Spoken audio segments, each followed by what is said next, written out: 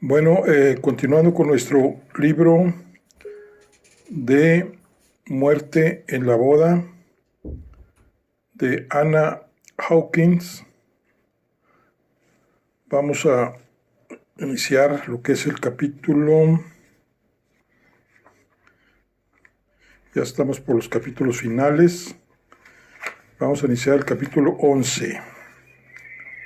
Pero pues todavía no hay ninguna sospechoso así muy directo. Capítulo 11. Afortunadamente, O'Brien estaba despierto al llegar Austin a su cuarto. Se hallaba incorporado en la cama con una gran bandeja sobre sus rodillas, en la que se veían los restos de un suculento plato de huevos fritos con jamón. Levantó la vista al entrar Austin. «¿Otra vez usted?», dijo en un tono nada cordial. «Parece que sí», contestó el policía, en la forma más complaciente que pudo.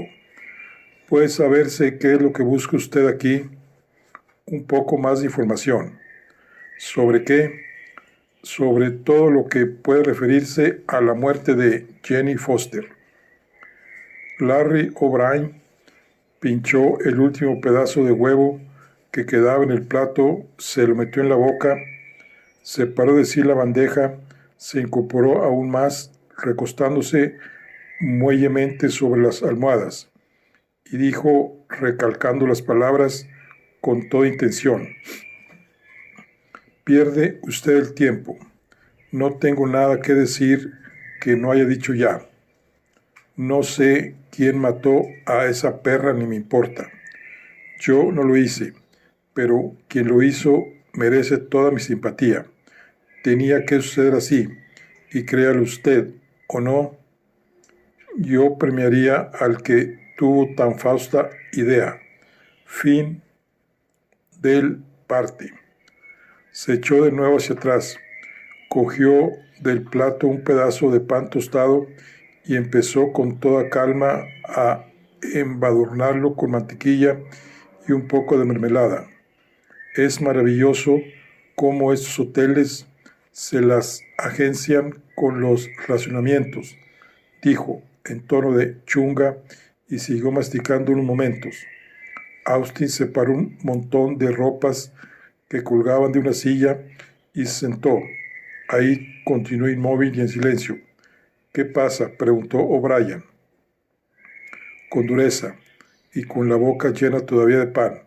Austin se limitó a sacar su pipa, cargarla y encenderla. «Información», se dignó contestar. El jefe de escuadrilla empezó a sentirse contrariado. «¿No le he dicho ya que no tengo ninguna que darle?» «Sí, pero no ha dicho usted la verdad». Austin tuvo una inspiración.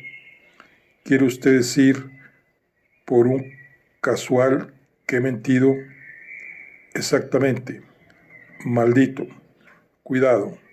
Le aconsejo que no pierda usted los estribos, O'Brien. ¿Qué es lo que usted quiere? Vamos a ver. Me dijo usted la otra noche que el martes, el día en que Jean se casó y fue asesinada, lo pasó usted durmiendo en el hotel de Clarions. Usted, también como yo, sabe que eso no es verdad». El truco dio resultado. O'Brien se quedó del color de las cerezas. Era una de sus reacciones que no consiguió dominar. «No sé de qué me está usted hablando», le contestó en actitud de reto. «Lo sabe usted y me consta. Le diré más o menos lo que ocurrió. El lunes pasado, alguien que creyó que a usted le interesaría la noticia le dijo que Jen iba a casarse en Chetwood al siguiente día. Usted estaba un poco cargadito en aquellos momentos, pero consiguió grabar en su memoria la noticia, aunque su estado no le permitió tomar determinación alguna de momento. Pero al día siguiente, por la mañana, ya pasado el efecto de los excesos del día anterior, decidió usted ir a Chetwood y enfrentarse con ella antes de que se casara. Así pues, salió usted del hotel y se dirigió ahí. Sobornó usted a una de las sirvientas que le condujo escaleras arriba a las habitaciones de Jean. O'Brien se desmoronó. La sorpresa pudo más que él. ¿Cómo consiguió usted saberlo? Austin soltó el aliento lenta e imperceptiblemente. Sabía que era una jugada peligrosa, pero también que de ella dependía grandemente el éxito. Eso es asunto mío. Ahora, O'Brien, quiero preguntarle, ¿por qué no me lo dijo usted la primera vez que nos vimos? ¿Cómo iba yo a suponer que usted conseguiría saberlo? Creí que nadie llegaría a enterarse. ¿De qué? De mis entradas y salidas del hotel. De todo eso. ¿Mató usted a Jen? No, se lo juro. ¿Por qué había de matarla? Entonces, ¿qué razón había para ocultar que fue a verla? ¿Cuál es el porqué de ese secreto? Pues O'Brien retiró la bandeja de la cama y sacó una cajetilla de cigarros. A decir verdad, me dio un vuelco el corazón cuando me dio usted la noticia de que había sido asesinada. La otra noche, cuando vino usted a verme, no estaba en mis cabales. No es que estuviera precisamente borracho, pero tenía unas cuantas copas de más. La noticia me despejó completamente y pensé que era mejor dar tiempo a pensar en lo que había de decir que hablar precipitadamente y con exceso. Usted mencionó la palabra asesinato y aquello acabó por desconcertarme. Sé cómo son ustedes los de Scotland Yard y me pareció prudente meditar mis respuestas. No me gustaba la idea de verme envuelto en asunto tan desagradable. Así es que mintió. Si quiere usted llamarlo así, mentí. Entonces, ¿confiesa usted haber ido a ver a Jean el martes antes de la boda? Una reminiscencia de sonrisa hizo torcer la comisura de los labios de O'Brien. ¿Para qué negarlo? Si veo que conoce usted todas las respuestas, dijo resignadamente, sabe usted tanto como yo mismo. Austin no pudo reprimir la risa. Está usted equivocada. Todavía no sé por qué fue usted. ¿Qué le parece si usted mismo me lo dijera? Hubo una pausa bastante perceptible antes de decidirse a hacerlo. Después se encogió de hombros. Quizá tenga usted razón, aunque no la veo, de que yo anduviera propalándolo sin ningún motivo ni fundamento. No sé si me comprenderá usted. Adoptó una postura más cómoda en la cama, se subió al edredón sobre el pecho, empalmó un cigarrillo con el anterior y volvió a su historia. Estoy algo confuso sobre lo que pude haber dicho la otra noche, aunque temo haberme extralimitado en mis opiniones sobre Jen. ¿No es así? Austin asintió con la cabeza. Entonces le contaría detalles de mi escabroso asunto con ella y de la opinión que me merecían los manejos de esa fregona. Austin volvió a sentir.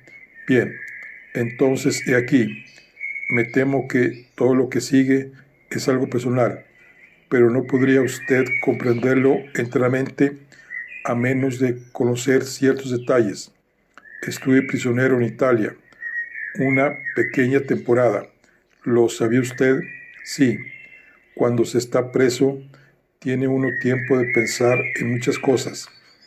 Personas a quienes nada importa de nada se vuelven pensadoras cuando se encuentran cercadas por una alambrada.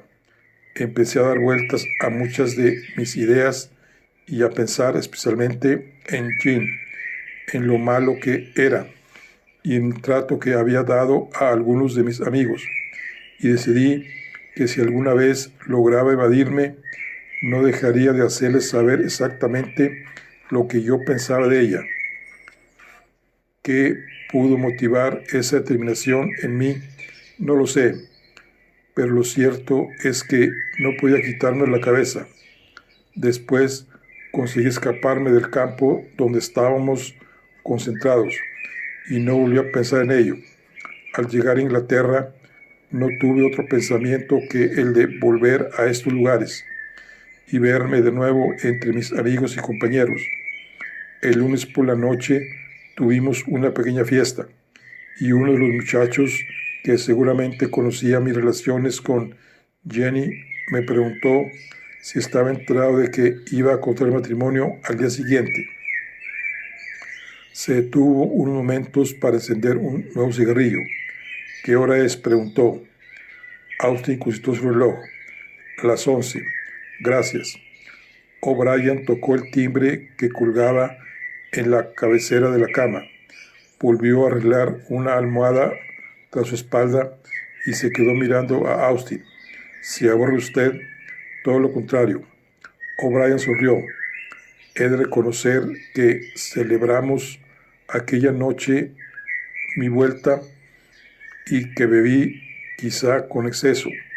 Y pensé, con que por fin se casa, pobre diablo. Me refería a él, por supuesto, y no volví ya a acordarme de ello hasta la mañana siguiente. De lo que pasó aquella noche, se lo juro, no guardo el menor recuerdo. De todos modos, al oír en mí, algo repiqueteó en mis oídos, y pensé, martes, sí, martes en efecto. Pero, ¿qué significaba aquel martes? De pronto, la idea vino a mí. Jen iba a casarse. Se detuvo y miró a Austin como interrogándole.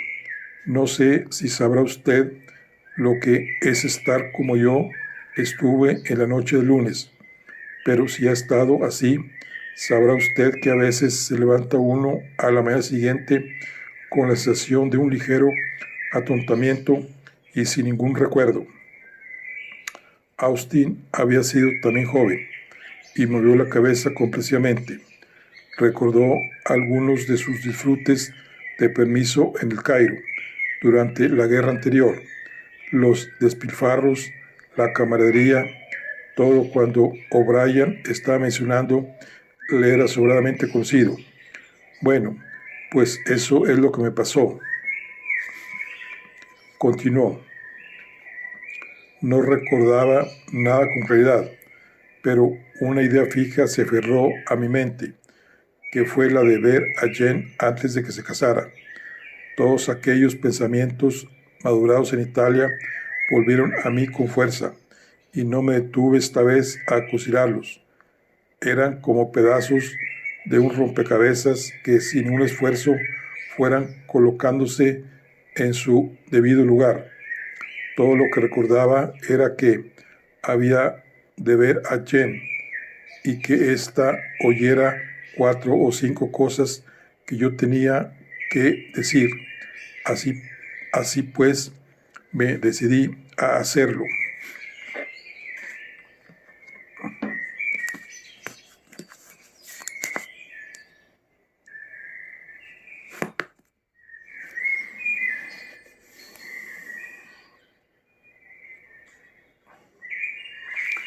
De nuevo se detuvo en su relación. ¿Qué hará ese condenado de camarero?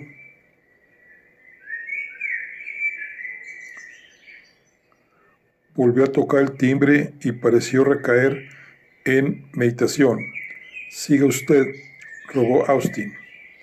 ¿Dónde estaba? Así. Me vestí y salí. No tropecé con nadie, a quien conociera. Sin darme cuenta me encontré en la estación y con un tren para Chetwood que está a punto de salir. Lo abordé. Nadie lo vio. Había varios oficiales de la RAF en el tren, pero ninguna cara conocida, de los de mi tiempo al menos. De todos modos, no pensé en hablar con nadie y sin saber por qué, cosas que pasan, llegué a Chetwood. Había estado ahí con anterioridad. Me había encontrado con Jen en la casa en ocasión de estar sus padres ausentes. Así es que conocí el camino. Estaba ya bastante despejado y aunque me dolía un tanto la cabeza, sabía perfectamente lo que tenía que hacer. Aplastó el cigarrillo contra el cenicero que había sobre una mesa al lado de la cama. ¿Dónde demonios se habrá metido ese camarero? Tocó el timbre repetidamente, cada vez con mayor impaciencia. ¿Qué es lo que usted desea?, preguntó Austin. Un trago. No puedo continuar así, con la garganta más seca que el Sahara. Austin, que prefería a su víctima con sed, habló, pero nada hizo. O'Brien volvió a llamar, mas estaba interesado en su historia y continuó. Bueno, dejemos los detalles. Subí al cuarto de Jen y ahí me la encontré guapa como siempre. Eso sí, dijo ella, ¿pero qué haces aquí? O palabras por el estilo. No se había enterado de mi vuelta, ni siquiera de que me hallara en el mundo de los vivos. Parece que le impresionó mi presencia y perdió la cabeza. Eso tuvo gracia. ¿En qué sentido? El aviador se quedó un tanto perplejo. Me dijo que si me casaba con ella, estaba dispuesta a romper su compromiso y mandar a Beaufort por viento fresco. Esto me sacó de mis casillas. Recordé a lo que había venido y le zampé cuanto me vino en gana. Le dije que nada había ya entre los dos, nada, que no me casaría con ella por todo lo del mundo, ni aun suponiendo que fuese la última mujer que quedara sobre la tierra. A continuación, y sin exaltarme, volví a darle un repaso de mis sentimientos hacia ella. Austin estaba intensamente interesado y le preguntó, ¿qué le dijo usted poco más o menos? Qué sé yo, que no tenía muy buen concepto de Bedford, pero que de todos modos le consideraba muy superior a ella, que no la dejaría en paz si llegaba a enterarse de que no le trataba como era debido, y otras muchas cosas más que en este momento no recuerdo. Se dirigió a Austin en forma festiva y amistosa. Se lo aseguro, no recuerdo con exactitud lo que llegué a decir, pero todos los pensamientos que incubé en Italia volvieron a mi memoria y uno por uno se los fui escupiendo en la cara. ¿Y qué sucedió? Que al final perdió los estribos, se levantó y me abofeteó, diciendo, sal ahora mismo de aquí, lo cual hice, no sin antes asegurarle que llevaría cuenta de todos sus pasos y que no permitiría que volviera a clavar sus garras en ninguno de mis amigos. A continuación me largué. Empezaba a subírseme la sangre a la cabeza y hasta tentaciones tuve de ir a la iglesia y armar un escándalo, pero me serené y me convencí de que lo que más necesitaba era un lugar donde poder matar el hambre. Me fui a la fonda del pueblo y la encontré abarrotada de gente. Vi un autobús y me dirigí en él a la aldea próxima, donde tomé un bocadillo. Luego me puse a caminar y creo que cogí otro autobús. De todos modos, me encontré en Claremont, aunque podría jurar que sin saber cómo. Subí a mi cuarto por la escalera de escape, me acosté y perdí el mundo de vista hasta que unos compañeros subieron a decirme que una nueva fiesta estaba en todo su apogeo y que requería mi presencia. En este punto, y quizá Con poco acierto fue contestada la llamada. Un viejo sirviente hizo su aparición preguntando a O'Brien lo que deseaba. La respuesta fue simple y directa. Ginebra, buen hombre. Y no me diga usted que no la hay, porque me consta que sí. Largo. El camarero dio media vuelta y salió sin protesta de ninguna clase y en su forma de hastío habitual. A partir de ese momento, nada pudo sonsacarse de la conversación del jefe de escuadrilla O'Brien.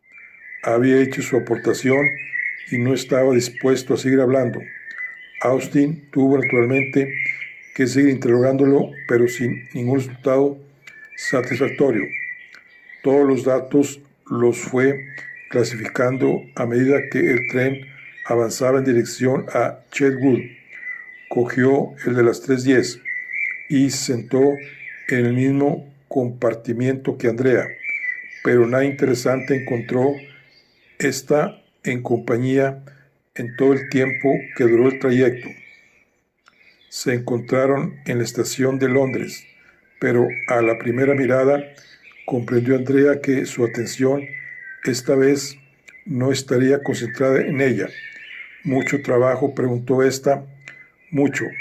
Entrevista con O'Brien y luego Alger, muy informativa. Ella rió quedamente. ¿No quieres hablar, verdad, Williams? Más que una pregunta, era una aclaración. Él sonrió. Tú eres siempre comprensiva. Con franqueza, no. Tengo mucho en qué pensar. Probablemente te lo pueda decir esta noche. Siendo como con tanta frecuencia había él repetido, mujer única entre 1.000.000, no insistió en sus preguntas. Al llegar el tren, ambos se acomodaron uno frente al otro, pero ella se abstuvo de dirigirle la palabra durante todo el trayecto. Las únicas palabras que se cruzaron entre ellos fueron, según algún que otro, gracias fortuito. Cada vez que Austin se apresuraba galante a encender el cigarrillo de Andrea. Un momento antes de llegar a Chetwood, recogió Austin un montón de papeles en los que había estado escribiendo algunas notas. Se los metió en el bolsillo y levantó la vista. Gracias, Andrea dijo. El superintendente Evans esperaba en el andén. Me han telefoneado del Yard para que viniese a recibirle. Fueron sus primeras palabras después de los saludos. El comandante sonrió. Eso se llama servicio, superintendente. ¿Podemos llevar a la señorita Redgrave a su casa? Con carácter privado, se sobreentiende. Tomó la maleta de Andrea y la puso dentro del coche de la policía, que esperaba en la puerta. Condujeron a Andrea a su casa, prometiéndole a Austin que haría lo posible para ir a comer con ella, y partió con el superintendente en dirección al cuartel de la policía local. Lo he dispuesto de forma que todas las llamadas se hagan aquí, explicó Evans, después que se hubiera acomodado en la habitación más confortable que pudieron encontrar. Un poco de té, comandante. Gran idea. Se asomó Evans a la puerta, dio las órdenes y mientras esperaban, Austin se dedicó a ordenar sus papeles. A los pocos momentos entró un agente con una bandeja un tanto desvancijada y en ella una tetera, gruesas tazas, leche, azúcar y algunas pastas. Evans lo inspeccionó todo, husmeándolo al propio tiempo. Se ve que se han esmerado por usted. Ventajas de pertenecer al ejército. Austin sirvió el té para ambos y mientras lo bebían hizo una descripción de todos sus movimientos durante los últimos días, de lo que hizo y pensaba hacer, y finalmente cuando tazas y platos habían sido retirados y era su presencia una relación de su entrevista con O'Brien en aquella mañana. En resumen, de todo ello es lo siguiente, dijo. Él admite haber salido del hotel de Claremont y haber ido a Chetwood. Admite haber estado en el cuarto de Jean, donde habló con ella durante una media hora aproximadamente, y que después, según afirma, ya no volvió a verla. ¿Para qué fue a verla?, preguntó Evans, aceptando gustoso el tabaco que Austin le ofrecía, para exhortarla a mejorar de conducta. Con toda franqueza sorprendente, esa parte de la historia me sonó a verdad. Sería mejor para nosotros que no lo fuera, pero lo digo tal como lo siento. Si hubiera usted visto al muchacho, pensaría igual que yo. Ocurrió de este modo. La noche del lunes bebió más de lo debido. Ya conoce usted a esta juventud. Tienen aguante. Beben ginebra todo el día porque no tienen otra cosa que hacer, pero se despejan y quedan serenos como un juez con solo pisar la carlinga de sus aparatos cuando salen por las noches en misión. Y a propósito, ¿cree usted que los jueces sean sobrios en realidad? Por lo menos los que yo he conocido lo son cuando están en funciones. Pero ¿no cree usted que tendrán sus momentos de expansión como cualquiera de nosotros? Evans sonrió. Vamos a lo que importa, comandante. No estamos hablando de jueces. De haberlo estado, tendría usted muchas cosas que contar, ¿verdad? Le apuesto lo que quiera a que sí. De todos modos, gracias por llamarme la atención, pero me gustaría que la sobriedad de los jueces fuese puesta a votación. Recuérdemelo cuando termine la guerra. Como decía, O'Brien se despejó suficientemente por la mañana para recordar que James iba a casarse dicho día y que había varias cosas que ésta debía saber antes que se decidiera hacerlo. Así es que fue y se la zampó. Si hubiese estado completamente sereno, tengo la seguridad de que no hubiera ido. En el estado en que estaba, creyó necesario poner un prólogo a la epístola de San Pablo. ¿Y qué decía el prólogo? Una serie de advertencias, según él. Conocía su tendencia a jugar con los hombres, cosa que le desagradaba en extremo. Se creyó obligado a advertirle que debía poner fin a todo eso después de su casamiento. Es francamente lo que podría esperarse de un hombre de su temple en el estado en que se encontraba. Dijo cómo reaccionó ella, preguntó Evans. Por lo que deduzco, la escena en principio debió de tener caracteres emocionales. O'Brien parecía un tanto cohibido al hacer su descripción. Como usted sabrá, Jen había estado locamente enamorada de él y, desesperada, al creerlo muerto, al entrar en el cuarto como surgido de una tumba, creyó que había venido a reclamarla. Se mostró dispuesta a echarlo todo a rodar y a escaparse con él en aquel mismo punto. Y ahora, al decirle O'Brien que ya no sentía interés alguno por ella, su furia no tuvo límites. Él se limitó a oírla sin pestañear y a recordarle que debía reformarse, ser fiel a Bedford y olvidarse de todos aquellos con quienes se había divertido con anterioridad. Jane se rió de él, y esto hizo que la sangre se le agolpara el rostro. Me dijo, no maté a esa perra, pero créame que al reírse mentiría si dijera que no me entraron ganas de hacerlo.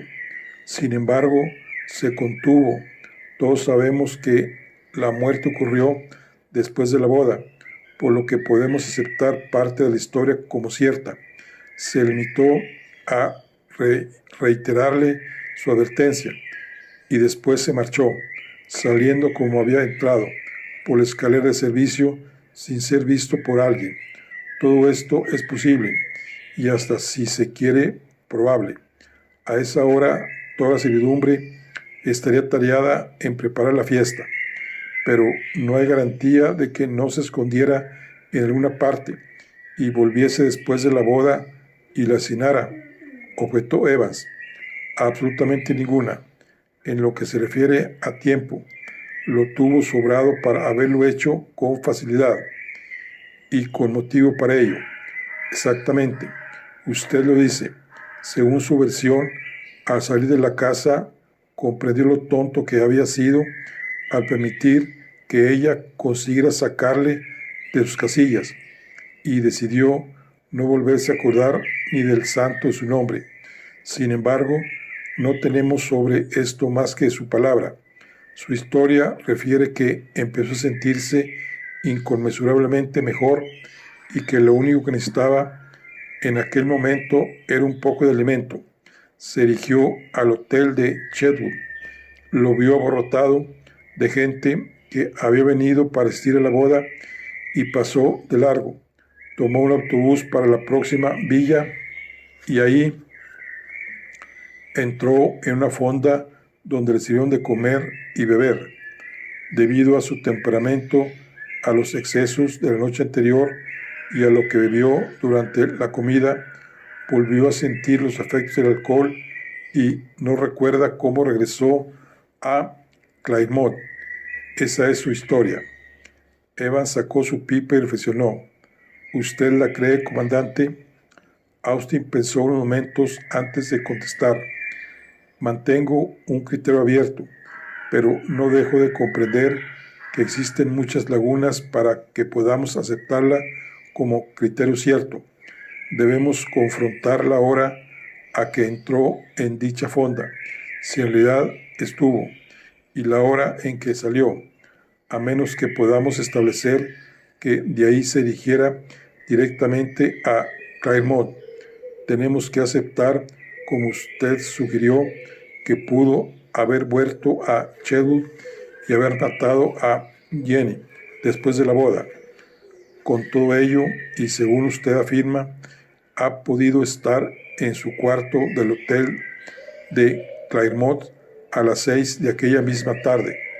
He tomado nota de las horas de los trenes y es perfectamente factible.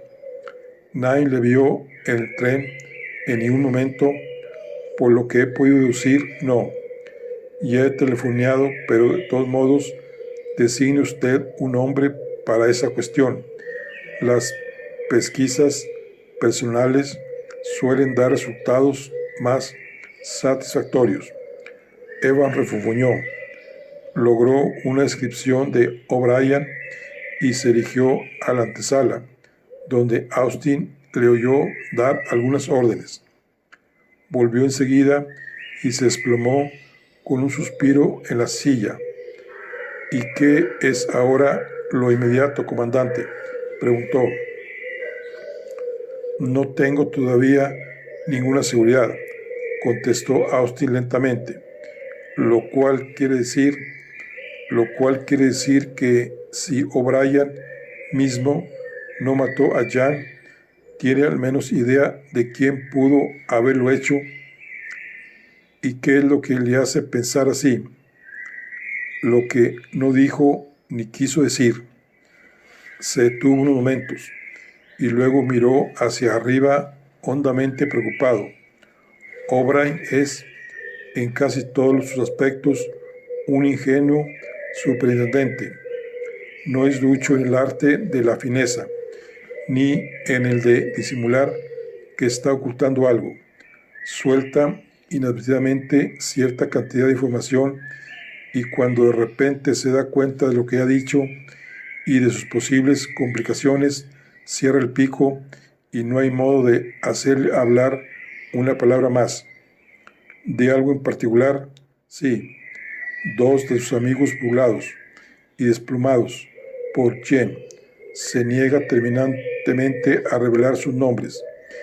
¿Quiere usted dar a entender que sospecha que alguno de ellos haya podido cometer el crimen? Pudiera ser.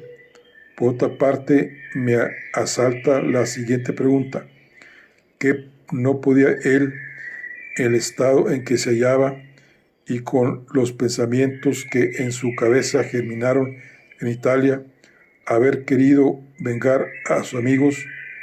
Ya sé que esto suena a algo así como teatral, pero cosas más raras se han visto. Además, no podría darse el caso de que, a pesar de sus afirmaciones en contrario, fuese un gran amigo de Bedford y que quisiera, por decirlo así, salvarle de las garras de Jane, añadió vivamente el superintendente. Esto me suena a algo de película, pero todos sabemos las tonterías que puede cometer un hombre cuando se cree enamorado, y especialmente en tiempo de guerra. Austin rió entre dientes. Bien dicho, no cae duda, hacen muchas imbecilidades. Los sentimientos de las gentes son hoy un poco retorcidos y las reacciones un tanto extravagantes. Se levantó, se desesperó ligeramente y cogió el sombrero y el bastón. ¿Quiénes podrán ser esos dos hombres, superintendente? Eso es lo que es preciso averiguar. Baforce no, ¿verdad? Pero ¿y Hewlett o alguien completamente nuevo de quien ni siquiera hayamos oído hablar? Será mejor no preocuparnos por el momento de eso y fijemos nuestra atención en los movimientos de O'Brien. Nos veremos mañana. El maravilloso espectáculo de un crepúsculo otoñal iba sumándose poco a poco de los campos cuando Austin abandonó la estación de policía. El aire era crudo y ni el más ligero asomo de neblina se levantaba de los húmedos valles. La calma era absoluta, ni una leve brisa que hiciera mover con susurro blando las hojas de los árboles. Podía casi oírse el silencio. Las zarzamoras, desprovistas casi de sus hojas, lucían todavía sus purpurinos y frescos frutos. Los charcos en las veredas se juntaban, formando un lago de argentados reflejos. La quietud y la fragancia del otoño eran las notas predominantes.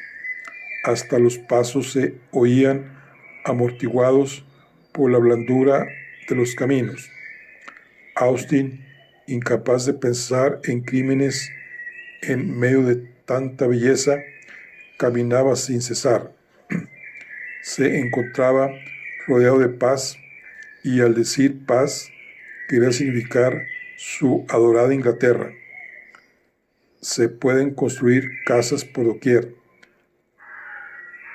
alquitranar los caminos, instalar bombas de gasolina, mas no cambiar lo inmutable, a menos de hacer caer hasta el último árbol, destrozar todos los setos, cementar la última pulgada de terreno. No podría morir el espíritu inglés, ni aun esto lo conseguiría. Estaba en el ambiente, era cierto. Austin sabía que no podía por largo tiempo seguir deleitándose en la contemplación de estas bellezas que tanto significaban para él. Recordó que se había comprometido a ayudar en una empresa a la que no se había dado todavía remate y que en vez de perder el tiempo en divagaciones debería emplearse en buscar la solución al misterio de la muerte de Jean. El final se aproximaba, pensó, en su cabeza, en la suma total de informaciones que había conseguido extraer, recopilar y apreciar, debía estar la llave de la puerta tras la cual se escondía el asesino. Era, sin embargo, un asunto que nada tenía de sencillo. Ninguno de los métodos conocidos para llegar a solución parecían surtir efecto alguno. Todos los probó, y uno tras otro fueron derrumbándose ante él. ¿Por qué, pues, no abandonarlos y considerar el problema desde un nuevo ángulo? Este procedimiento había dado excelentes resultados en situaciones apuradas. ¿Por qué no emplearlo ahora? Desde el momento en que apartó su imaginación en las filas de lucientes setos y del canto de los petirrojos, éste empezó a funcionar de modo muy diferente. Cesó de ser la imaginación de Williams Austin, enamorado de su patria y herido por su hermosura y quietud, y se convirtió en la del experto policía que va tras la solución de un caso. Inconscientemente aceleró el paso. En vez de perder el tiempo mirando ociosamente a su alrededor, empezó a andar rápidamente y con decisión, como aquel que tiene prisa en llegar a un determinado lugar. Y así era, en efecto, no física, pero sí mentalmente. Empezó a hablar consigo mismo. En Scotland Yard habrían dicho que eso era una buena señal. Cuando el inspector Austin empezaba a mascullar entre dientes, era prueba de que llegaba a alguna conclusión. En los comienzos de cada caso, le gustaba tener un auditorio, alguien con preferencia inteligente que supiese argumentar. Pero más tarde, cuando las ideas empezaban a tomar forma en su imaginación, le molestaba las interrupciones, por convincentes y bien intencionadas que fuesen. Era entonces cuando empezaba a recorrer a grandes pasos el suelo de su despacho en el Yard, gastando la alfombra, según comentario general, exponiéndose a sí mismo sus ideas y viendo si éstas encajaban en su debido lugar. De no ser absolutamente imprescindibles, nadie se atrevía a molestarle en aquellos momentos. En esta tarde, y envuelto en una semi-oscuridad, repetía su juego favorito. Supongamos, decía en voz alta, dirigiéndose a los árboles, que de un manotazo aparto toda idea preconcebida sobre quién es el culpable de todo este embrollo. Desecho a Bedford desde un principio como presunto asesino, por carecer de la más mínima sospecha. Ahora tratemos de inventar el motivo y ver si da resultado. ¿Cuál podríamos cogerle? No hay ningún lógico, puesto que el del dinero está descartado. Digamos, contradiciendo todo lo que antes dije, que Jane le hubiera obligado a casarse con ella bajo amenazas cuyo fundamento ella solo conociese. Si se casaba, ella le daría ¿qué? O aceptémoslos por un momento, cartas comprometedoras o un talón de banco falsificado. De todos modos, él es uno de esos individuos que está siempre a la cuarta pregunta. Así es que se casa con ella. Después le dice que suelte lo convenido o palabras por el estilo. Pero, ¿dónde se lo dijo? Ah, ya sé, desde la iglesia a la casa. Fueron juntos y solos. Sí, eso es. Él dice, entrégame lo que me prometiste. Y ella ríe y dice, todavía no, o algo parecido. lo guardo como reserva para casos de apuro, como firme garantía de tu buen comportamiento. Después llegan a la casa. No hay tiempo para discutir. Están rodeados de gente, pero a él se le nubla la vista. No da un paso sin antes rescatar lo que tanto le ha costado. Todo el tiempo que dura la recepción está huyendo de rabia. No puede conseguir estar un solo instante a solas con ella. El tener que guardarse las palabras le encoliza más y más. Luego ella sube a cambiarse. Ahí estará sola y él irá a cobrar el precio de su boda, como se convino antes de salir de viaje de luna de miel. De otro modo, no hay luna de miel. Austin estimulaba siempre su cerebro con esta forma de pensar en voz alta. Cualquiera que le viera pensaría que estaba fuera de sus cabales. Un comandante de los ejércitos de su majestad caminando a 4 millas por hora por entre veredas con los ojos fijos en el vacío y balbuceando palabras incoherentes. El observador se hubiese equivocado de medio a medio. Jamás se encontraba William Austin menos afectado mentalmente que cuando se comportaba de aquella forma.